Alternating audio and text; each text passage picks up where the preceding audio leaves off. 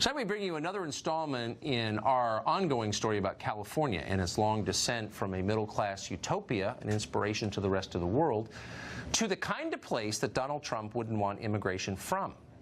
For example, third world countries are known for election fraud. California's DMV has just admitted to accidentally registering more than 1,500 non-citizens to vote. Los Angeles, meanwhile, is grappling with an epidemic of typhus. In this country, typhus. In San Francisco, an app called Snapcrap, disgusting but true, has just launched to help residents there report local waste on the sidewalk to the government. Victor Davis Hanson is, like me, a native Californian. He's a senior fellow at the Hoover Institution. His family's been there for 6 generations in the same house. He joins us tonight. Victor Davis Hanson, it's an honor to have you on the set. Thank you. After all these years of talking to you by remote. So let's just stand back really quickly and ask the obvious question. How did the greatest state go to what it is now? You know, it was a perfect storm, Tucker. First of all, we had $3 trillion come in for capitalization of Facebook, Google, and Apple, and it convinced millions of people in that area where the money was concentrated, Hollywood, the big universities along that coast, that they were not subject to the ramifications of their own ideology. So they could afford to dream and have all of these restrictions, greater regulations, green utopian ideas, and it was always going to affect other people, mostly in the interior, but not always. So housing went up because of the regulations, small businesses fled, taxes.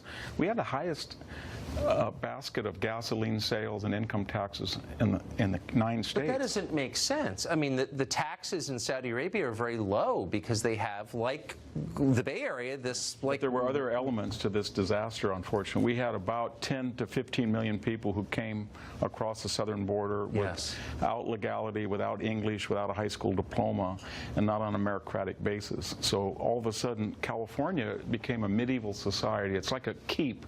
The coastal strip is the castle keep where the elite live, and everybody else serves them, and the middle class has fled, and we have 1/3 of all welfare recipients in the United States. 20% of the state lives below the poverty line, yet we have the most billionaires. So it's a pre-modern and it's a postmodern society where you pay taxes and you get schools that are 46 in the nation and infrastructure that Forbes rated 49. Thank God for Mississippi. So the rest of Arkansas used to say that, now it's California. Yeah. So the rest of us and our viewers who don't live in California must be thinking, well, okay, but what does this have to do with us? Should we be worried about this in the rest of the country? Yeah, I think so, because California gave us Deugmasian, Reagan, Pete Wilson, and it was sudden.